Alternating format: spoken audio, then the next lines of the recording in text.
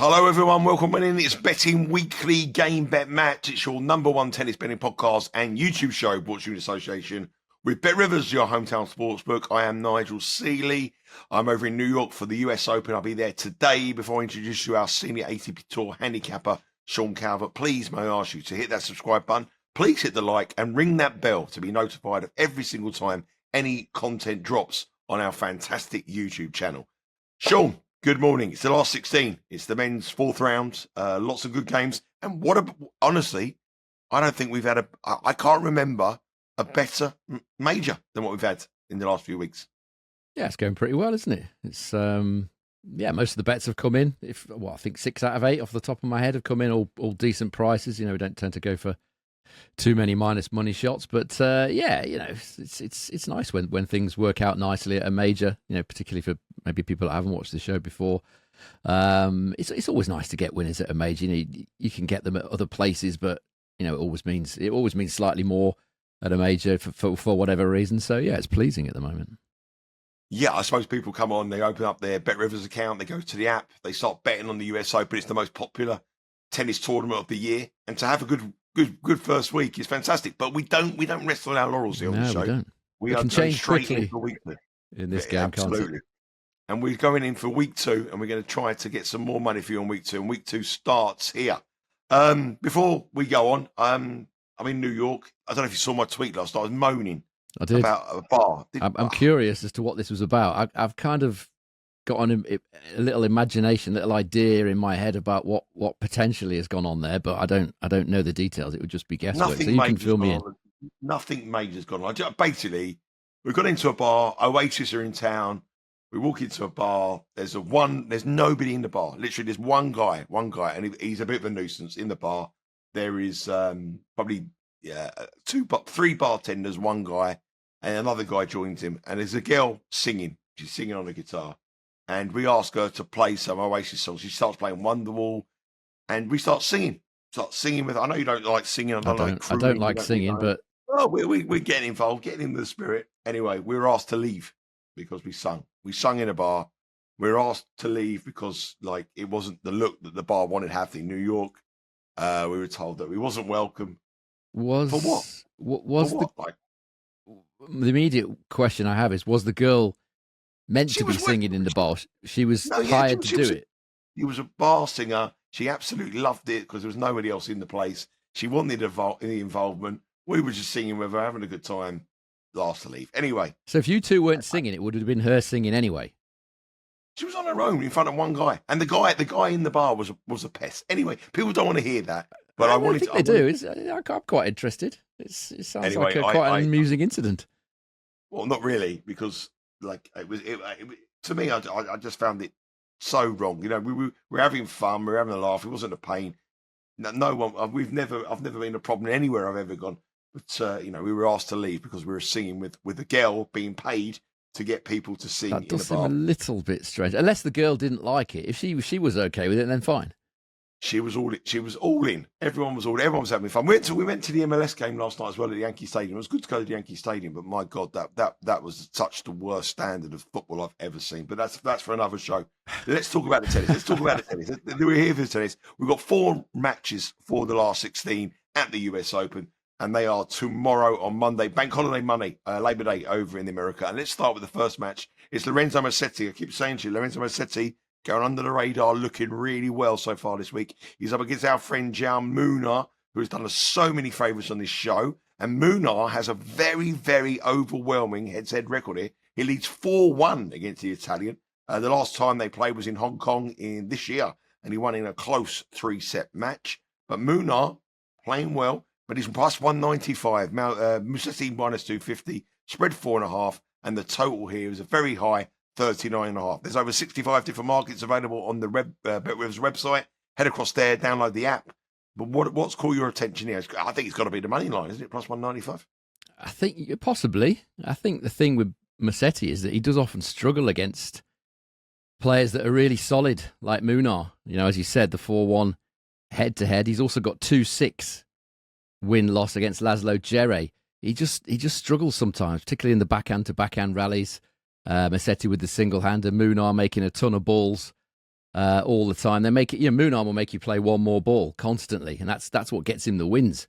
He's a pest, as I've said before many, many times. If you're going to beat him, you're going to have to come up with some proper tennis, and that's what Musetti's going to have to do. If you look at the head-to-head on all the matches that they've played, some of those were on clay, but it's 104-96 in favour of Munar in service points won and return points won totals. Munar winning 41% of return points.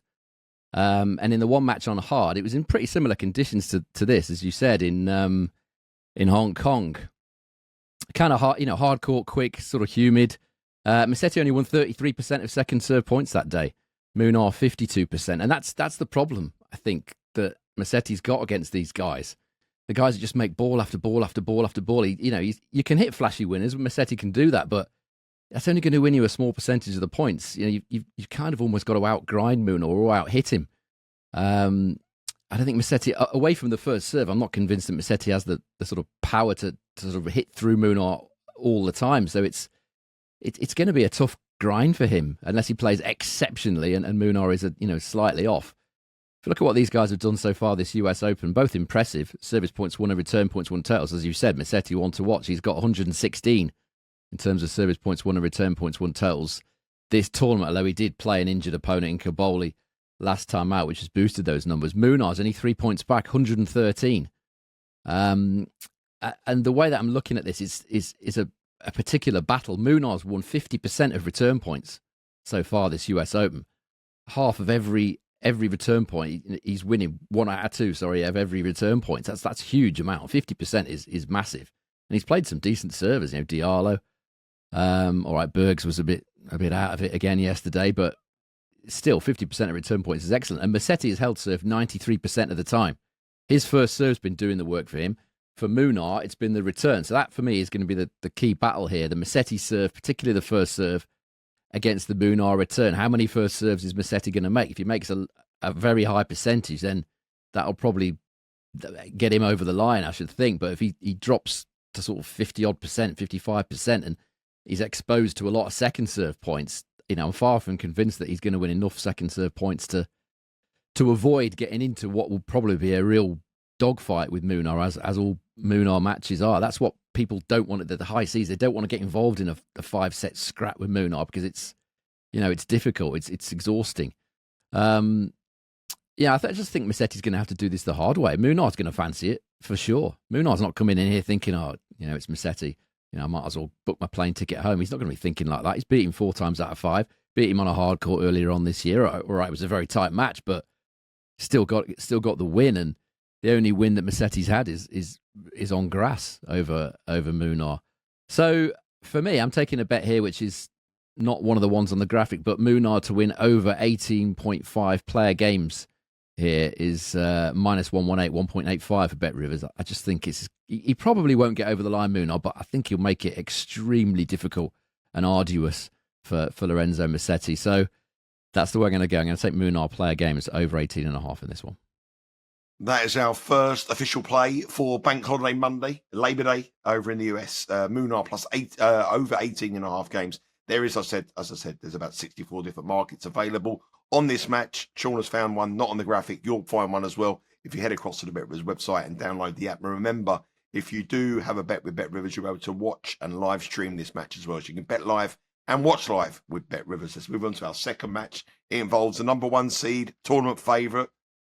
Didn't play very well in the last round, Jannik Sinner. He's up against someone who's given him problems before. 4-2, the head-to-head record between Sinner and our old friend again, Alexander Bublik. Bublik, the entertainer of the crowd, minus 2,500 is the price for Jannik Sinner. Alexander Bublik's 10-1 spread here is a massive 7.5, and the totals 32.5. Now, Bublik was excellent in his last round match, which we were all involved in. We had a big bet against Tommy Paul. He was brilliant. We know Tommy Paul had some injury concerns, but Bublik was exceptional today on that match. Can he back that up today? $10, 7.5 handicap. I want to bet that 7.5. I really do. Guys, beat him last time they played. Yeah, I mean, if you'd never seen a tennis match in your life and you watched Jannik Sinner yesterday against Shapovalov, and I then told you he was the world number 1, you would be questioning it for sure. He was awful's probably a bit harsh, but he was poor for most of it. The vast majority of that match, he was not good at all. Unforced errors, mainly off the forehand wing. You're just not accustomed to seeing him play like that. It was really not good. I mean, he's going to need a lot better than he showed against Shapovalov if he's going to win this as comfortably as minus 2,500 suggests. I mean, it's on that form. He should obviously still be a strong favourite, but nowhere near that short. I mean, Shapovalov basically did what Shapovalov does, which is get into a winning position and then suddenly think to himself, "Hang on a minute, I might win this match. I better start doing the usual Shapovalov stuff, double faults, unforced errors." I mean, it was that third set that was absolutely key in that match. He was 1 point away from being a double break up 4-0, Shapovalov, and Sinner was rattled. He was all over the place, and then typically it dawned on Shapovalov that he might be 2 sets to 1 up against the world number one, and he started with the double faults. 3 in 1 match, I think. 3 in 1 match. 3 in 1 game to get broken was one of them. I think 2 in another game that he got broken.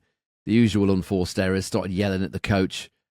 I mean, he talked after the match that he said it wasn't anything to do with the mental side. I'm here to tell you, Shapovalov, it absolutely was to do with the mental side. You don't just start producing a rash of double faults out of nowhere unless you are starting to get a bit tight, a bit tense. And that's essentially what happened to Shapovalov. We've seen it many times from him because Sinner was all over the place. He was rattled, 100% he was. And the forehand was bad from Sinner. Errors that you just don't expect off just a basic rally ball, unforced errors. It's the worst I've seen him play on hard court for a long time, Jannik Sinner. I'm sure he probably won't play that bad again. The chances are he'll probably come out and, normal service will be resumed, but I wouldn't be prepared to bet it at minus 2,500 against an opponent who's at the absolute peak of his confidence. He comes here Bublik comes here having held serve 55 straight times this tournament, which is incredible. People don't turn up to round 4 of a major not having had their serve broken very often. And Bublik's playing as well as he can. The confidence can't possibly be any higher. If you look at the head-to-head, take away the Clay match, at the French Open. I mean, Clay, we know Bublik's not that we made the quarterfinals of the French. He wouldn't expect us to call Clay his best surface by any means. The head-to-head without Clay, it's 103.7 to 96.3 in favour of Sinner. That is not exactly overwhelming. Some of the head-to-head, some of the matchups we've seen here have been, way wider than that. That's a decent advantage to Sinner, but anything but overwhelming. And of course, Bublik won their most recent match, and he won that 102 to 98 in terms of service points won and return points won tell. So it wasn't a fluke. I know it was on grass. I know best of 3 sets, and it's slightly different here. But on the stats, on the matchup, on the form that Bublik's shown, on the level that Sinner showed yesterday against an opponent that, as I said, rattled him with the power, Shapovalov, it just looks minus 2,500. He'll probably win, but I'm sure you'll get a bigger price than that in play. But look at what Sinner's done this US Open. The stats are still pretty good. 118 in terms of service points won and return points won totals. Bublik's on 108, and you would argue that Bublik's played the tougher opposition for me. Cilic, Schoolcake, Tommy Paul. Sinner's played Capriva, who was basically a walking victory for Sinner. No problem there. A pretty poor Popyrin. And Shapovalov. So I would argue that Bublik's perhaps faced the tougher opponents and hasn't had his serve broken. 100% holds, 86% first serve points won so far, Bublik, this tournament. That's more than Sinner. Sinner, 83% first serve points won and 93% hold. So the issue for Bublik is going to be the area where he's probably going to lose this match is on second serve. He's only won 49% of his second serve points this US Open, and you would think on the balance of probability that he wouldn't win enough second serve points, Bublik, to win this match. But I certainly think he could win a set. I certainly think he can take it past the overs, whichever way you want to play it. The total games looks very cheap at 32.5. Bublik only needs 2 reasonably competitive sets to probably bring that in. But I don't really like going minus money with Bublik, so I'm going to take him to win a set. I think he'll win a set here, Bublik. the way that he's playing. Plus money, that is. Plus 120, sorry.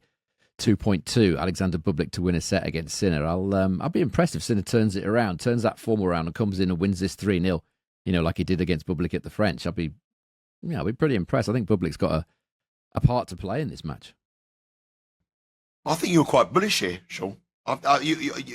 You've convinced me to actually bet Bublik on the money line at 10-1. Sorry. And a 7.5. I think you. I've been working with you a long time, and the way you've broken that down, that match.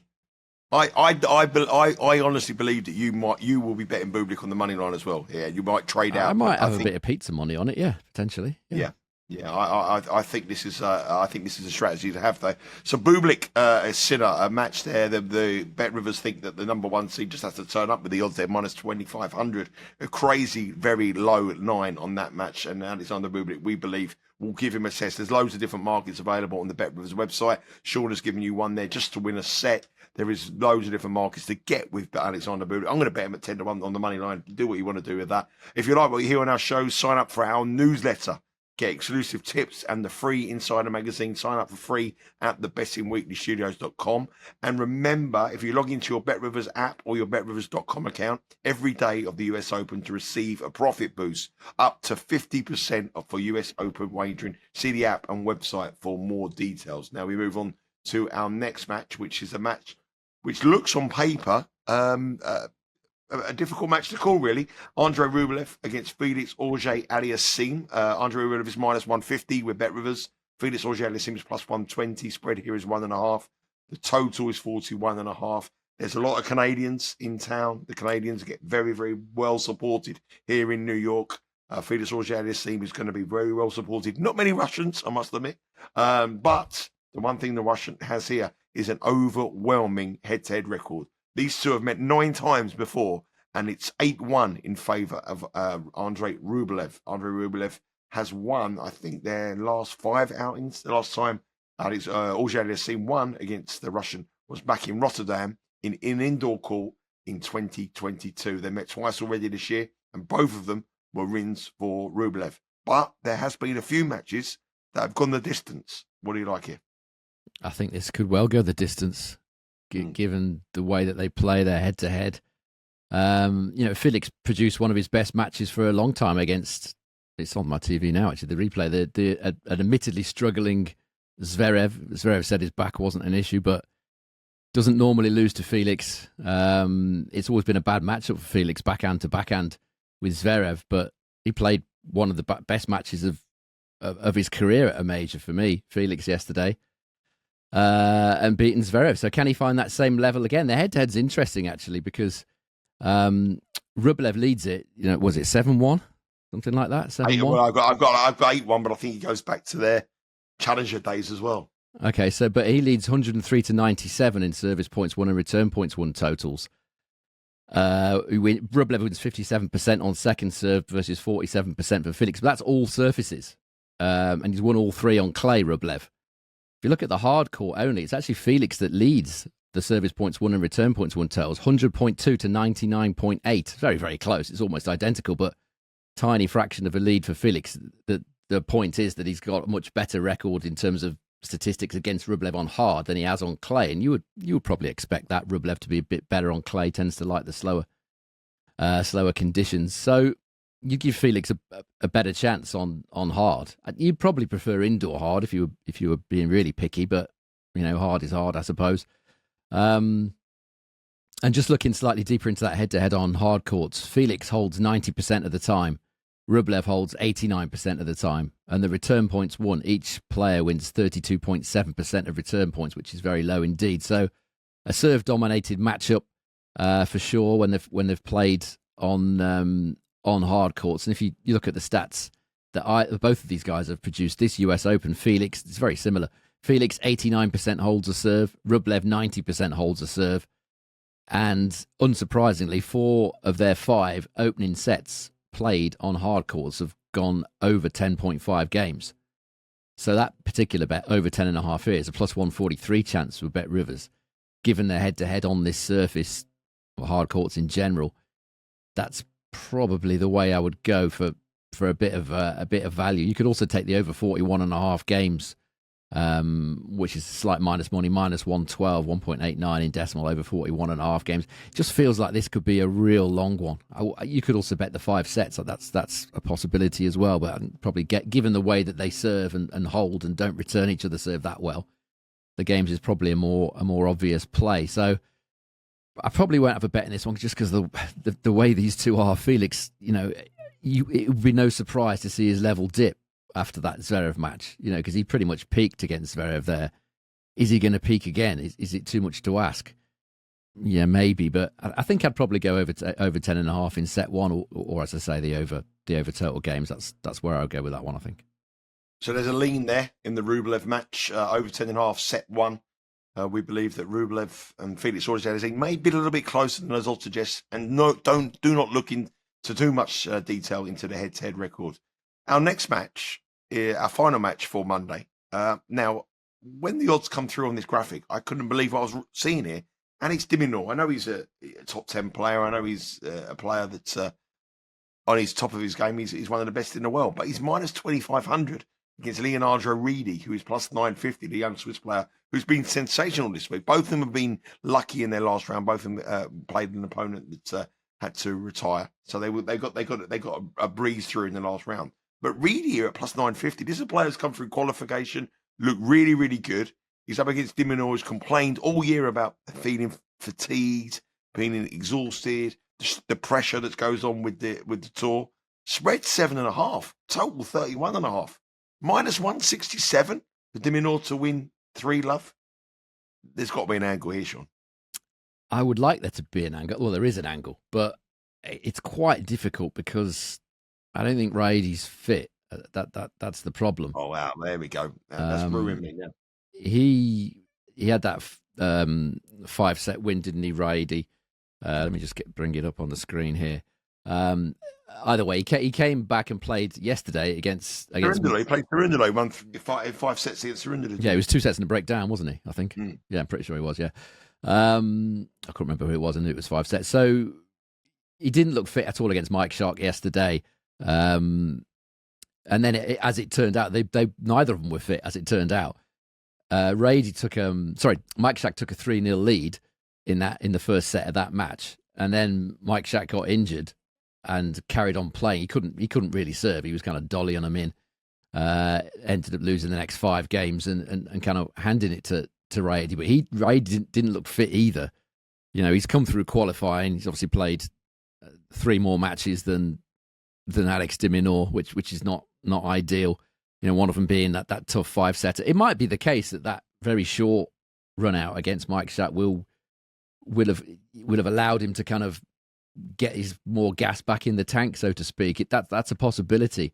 But he certainly didn't look particularly fit in that match, which makes this kind of difficult to bet. And you don't really want to be playing a roadrunner like de Minaur if you're not fully fit. That's the issue I would have with things like money line, totals, those sort of bets. But I mean, I've said before I've said it a few times on the show that the Swiss youngsters, Jerome Kim and Riedi, they've both got big futures, big games. They're both going to be top 100, for sure.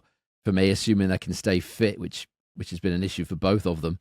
The reason that they're not top 100 at the minute has been injuries. But if we look at what Riedi's done this US Open main draw, service points won and return points won, total of 109. That's in 3 matches against Martinez, Cerundolo, and okay, you could probably say his stats were a little bit boosted by the 5-3 against Mike Schack, but he still played very, very good tennis. De Minaur's on 111 service points won and return points won total. And the good thing from a de Minaur point of view is that he's winning 61% of second serve points, which is very, very impressive indeed. But again, has he faced that much? An injured O'Connell in the first round, Mochizuki's a little bit lightweight in the second round, and an injured Altmaier in the third round. So he hasn't really been tested at all, de Minaur. So we'll have to see about his level, but the stats are encouraging for him. But Riedi's winning 44% of return points so far. Again, you could argue that stat's probably boosted by the fact that Mike Schack wasn't able to serve at all yesterday, but it's impressive. I think the way to go with this one, if you're going to have a bet on it, as I say, it is tricky because of the fitness situation, is the fact that they've never met and Minaur, I can't imagine will know his patterns of play. Yes, I'm sure he would have watched him. I'm sure he would have had some advice from his coach, but it's not the same as playing him on the court.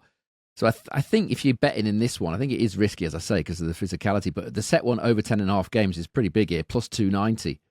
We bet Rivers. Wow, that's saying a big price. Or if you're really brave, plus 390 about Riedi winning the first set. We've seen a few occasions when Minaur has been a bit slow start, and I seem to remember him doing it at Wimbledon. Who was it against? Cazot. He dropped the first set against Cazot.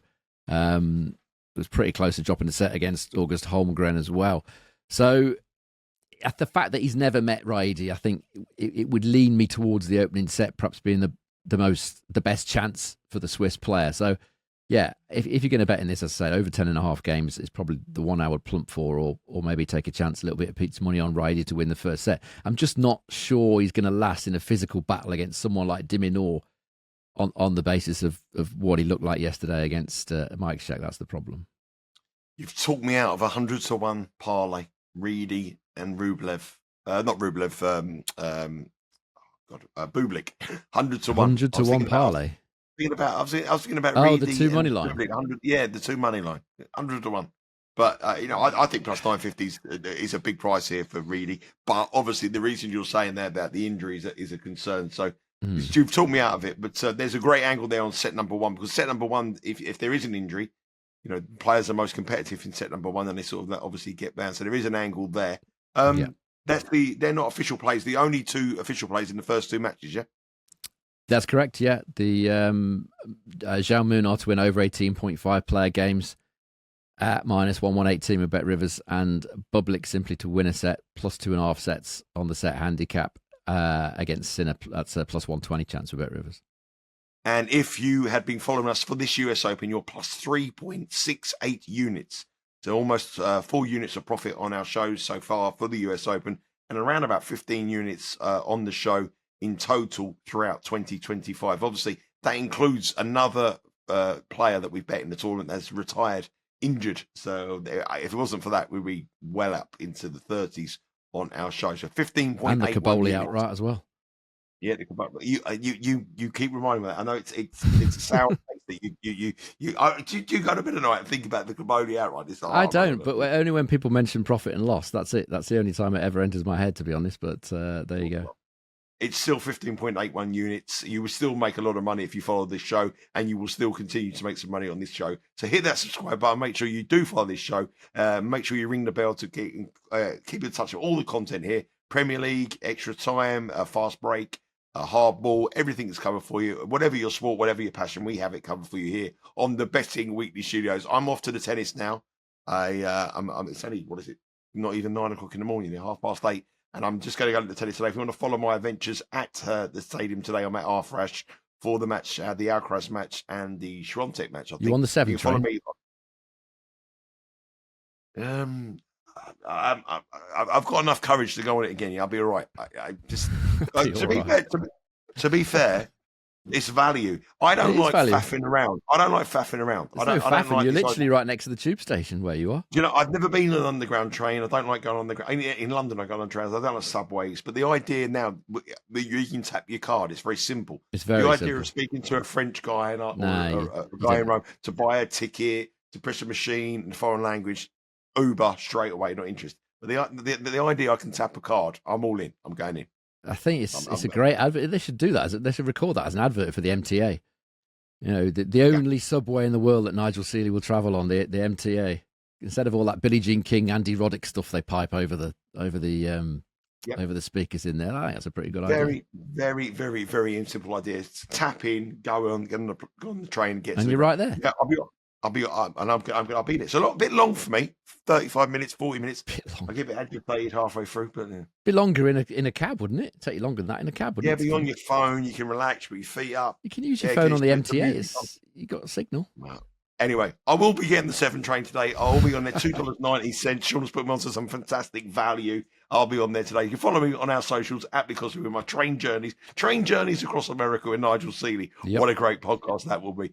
Make sure you subscribe to the show. Make sure you subscribe to that. There's 2 official bets there. We've been in fire here. WTA show throwing a few winners up as well. We had a big winner last night. We had Admire at plus 143, and Rory has a bet today at plus 175. The show is still live. Betting Weekly, WTA as well. Good luck with your bets. We'll be back next week for the second week of the US Open when the business end comes. I'll be back in England early part of next week, and you'll be able to follow the show there and keep abreast of all the best tennis bets and hopefully cash some more tickets. Sean, enjoy the rest of your weekend. Everybody watching the show, have a great bank holiday weekend, and we'll speak to you all again next week. Take care.